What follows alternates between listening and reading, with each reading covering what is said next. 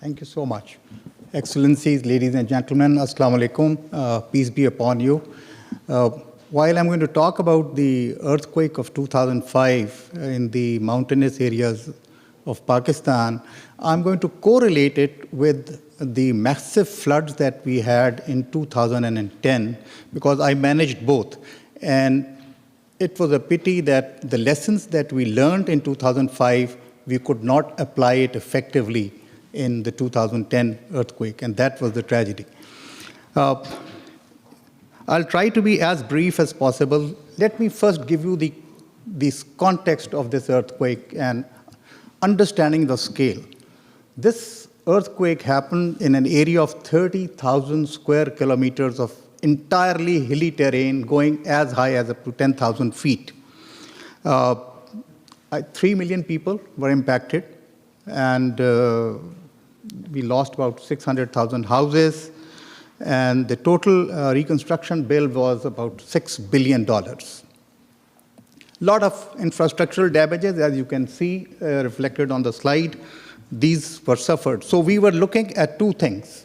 One, we had to develop the infrastructure, and it had to be resilient. And secondly, we had to look at the people-centered issues related to housing, agriculture, livelihood, social protection, and what have we. Now, when we were talking about the infrastructure, we thought we need to bring in quality, we need to bring in technology, we must make sure that the service delivery is improved to a much higher standard, and we must monitor the entire process and see how it unfolds in the future. Will it give a better life to the coming generations as well? Sorry? We're recording. For the online delegates, please go ahead. So when we're talking about the sustainability and working with the people, so there was a need for enhanced awareness by the people. They had to understand why they must make seismically resistant housing. Second was advocacy. Third, I think my previous speakers both talked about co-creation of policies involving communities and the technical guys. And during the process, you will find a lot of stakeholders, philanthropists, multilateral, bilateral donors, some corporate sector coming in. So we need to build this partnership for people who are donating and the communities and the government line departments. Only then you can get the right kind of a result. And while you're doing so, this is a great opportunity for you to mainstream, one, risk reduction, make sure that, if a disaster of that kind strikes again, we are safe. Second, make sure that gender is included. Third, social safeguards are taken care of. And lastly, the environmental safeguards. So mainstream all these four things into your recovery effort, and at the end of the day, I think it will be sufficiently robust and resilient recovery. Now, some of the challenges I thought I'll just put it here. And first is, of course, financing. And you have a multitude of donor organizations which include different kind of institutions, bilateral countries. And every country and every bilateral donor or a multilateral donor has its own way of funding. Somebody will provide you the budget support to the government. Someone will provide the project-specific support. Someone will come up and say, okay, you give me the facilities, I will reconstruct it to your designs, and you should be happy with it, so I'll give it to you on a turnkey basis. Somebody will say, no, you do all the engineering part, the procurement part, the monitoring part, I'll keep you giving payments based on the results. So it's kind of result-based payment system. So you have to integrate the entire funding mechanism from all the financiers or the donors so that you remain in sync with each other and don't make a mess of everything, because every donor would like to do things his own way and you have to be accommodating. So you need to develop systems for that. Scale of reconstruction, like I said, in our case, was horrendously huge. Mountainous areas, pose quite a different kind of challenge of even approachability. There are villages right on the top of the mountains, reaching them and convincing them to kind of do reconstruction which is safe is not easy. And the other thing that has taken is a hit is the matching capacities, which are non-existing after the earthquake like 2005 we had. The entire infrastructure had gone down. Most of the people in the government, their near and dear ones had died, their houses had collapsed, so they were not effective. So there was no system to take on the recovery effort. So this will happen at times. And again, Laurie mentioned about time sensitivity. Normal development, nobody's pushed. You can take 10 years, 20 years, nobody's pushed because nobody's used it. But in recovery, everybody wants that facility that he's been using till yesterday, as of yesterday. He wants it yesterday. So there's a kind of a competition between time. While you are undertaking this reconstruction, you have to ensure that you bring in quality, you make sure that you're following the right procedures, and you're making it seismically resistant. So, this is a huge challenge for the management, which is managing the earthquake. So it's race against time, and my take is it can be a little late, but please don't take any chance with the safety part of it.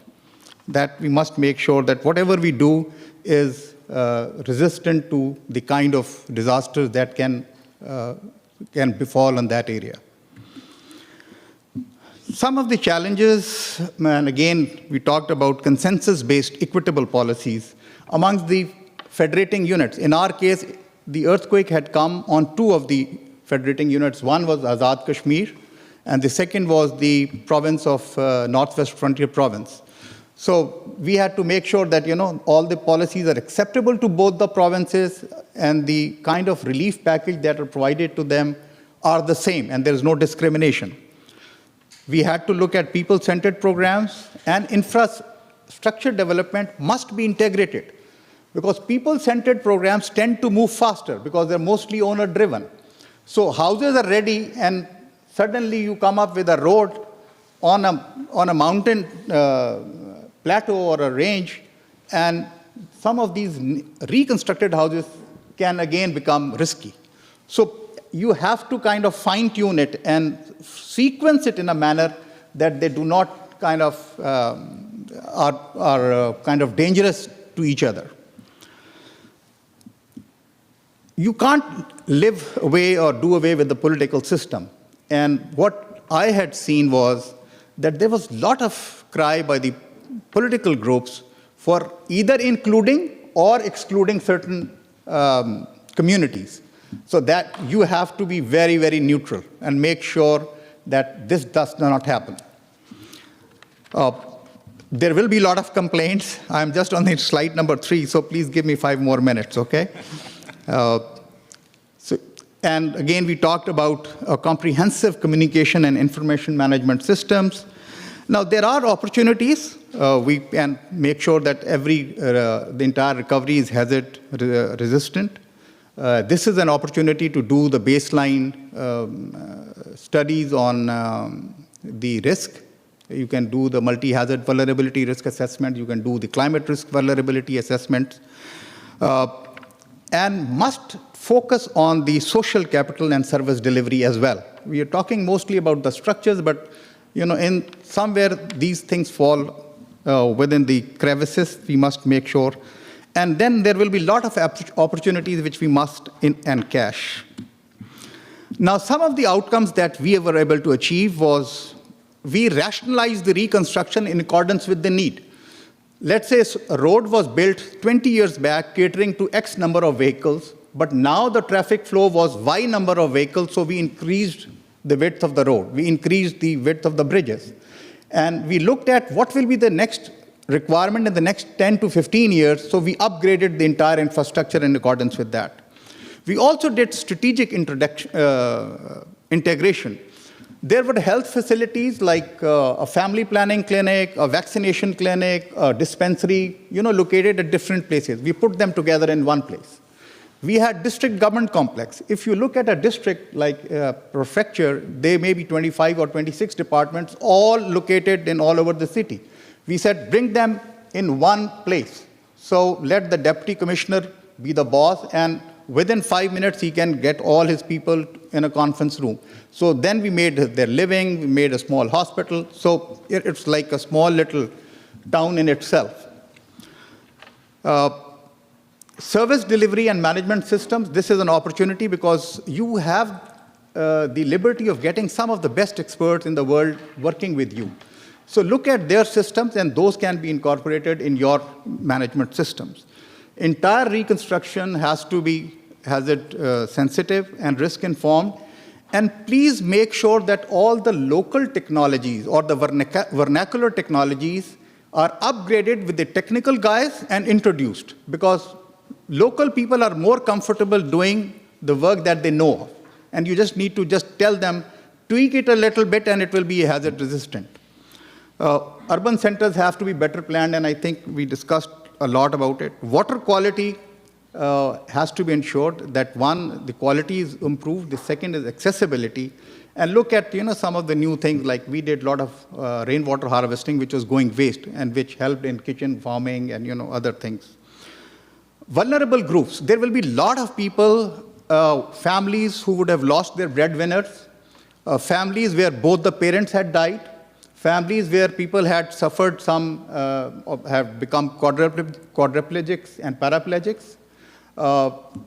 And there will be people who will become landless, and they would need land to build up a house. So all those needs must be built into the entire program. Otherwise, you will be leaving out a very large population. Community mobilization, I think I will not talk about it. It was emphasized a lot by my previous speakers. We also looked at equitable development. I'm watching, and just give me another few minutes. We were working in 9 districts, and 2 of those districts are very poor. So we thought this is the time to build up the development deficit in those 2 districts as well, and bring them at par with the other 7. Livelihood opportunities, of course, because that was step number 1 to make sure that the people start getting back to the normal life. And instead of subsistence farming, we brought in cash crops, and that helped them enhance their livelihood. Capacity building, of course, was part of it, and mainstreaming the MDGs into reconstruction. What we could not achieve, what I would say unmet expectations. Once we did this entire recovery, and it was done to a great standard, but when it comes to running of these facilities by the government after 3 years, they did not have enough budgetary support to run those facilities as efficiently as we had perceived. So these O&M costs need to be built into the budget systems. The best practices that we learned were not institutionalized in the subsequent disaster like 2010 flood. Whatever we learned, we just forgot about it. I think that disaster risk reduction and climate change adaptation was not mainstreamed into the future development process, which we were crying hoarse on that we must do it. This is an opportunity. The talent pool that we created of the disaster management specialists were not utilized. Subsequently, there were systemic inefficiencies for an effective follow-up, making sure that the roads or the bridges, the schools or health facilities, wherever there's some kink or problem, those are addressed quickly. And with the passage of time, what we realized that the community ownership started to diminish. And I think there is a requirement of a constant liaison with the communities to make sure that they stay on track. Some of the lessons learned. Political ownership at the highest level is absolutely necessary. Institutional arrangements will have to be effective, whether it is the dedicated line departments like we saw in New Zealand, or you create a dedicated organization like we did in Pakistan, which is called the Earthquake Reconstruction and Rehabilitation Authority. Policies have to be consensus-based and include everyone, from communities to the line departments, to the donors, to the technical guys. The planning must be centralized. The implementation must be decentralized. We must prioritize and sequence the integration of programs, and I talked about the people-centered programs as well as the infrastructural programs. In order to gain speed, you will have to get some customized procurement, financial management, approval systems, and result-based monitoring and evaluation system. If you do the work as usual in getting your projects approved, you will be late in time. And this is a good opportunity for mainstreaming some of the things. I'll just take one. I think we must onboard the market forces to ensure that the quality of reconstruction material we get is top of the line, the cost is manageable within the range of the local communities, and it is available. So all these three things must be met. Then there are a lot of guys who come and say, I want to make a school, I want to make some houses for the widows. There should be a window for such small donations as well. We talked about information sharing and coordination. We talked about participatory approaches. Yes, another point, relief, early recovery, and reconstruction must be seen as one continuum because they have linkages. If you start taking them in silos or in isolation, there is every possibility that you made an early recovery school today, which is temporary schooling, and the next day the reconstruction guy came and says, knock it out, I want to now make a properly designed school. Rehab in situ, as compared to resettlement in new areas, resettlement is a very difficult problem. And all these solutions must be pro-poor, especially in case of land tenancy issues and where the people become landless. This is my last slide. And I think what we are going to experience is that now most of the disasters are going to be due to climate change, the change in temperature and hydromet. And therefore, it is important that we make sure that we mainstream DRR and climate change adaptation in all the developments. Also, I think we need to encourage the international climate finance, and recently, the Loss and Damage Fund was established in COP26 in Sharm el-Sheikh. That's a step forward we need to take on.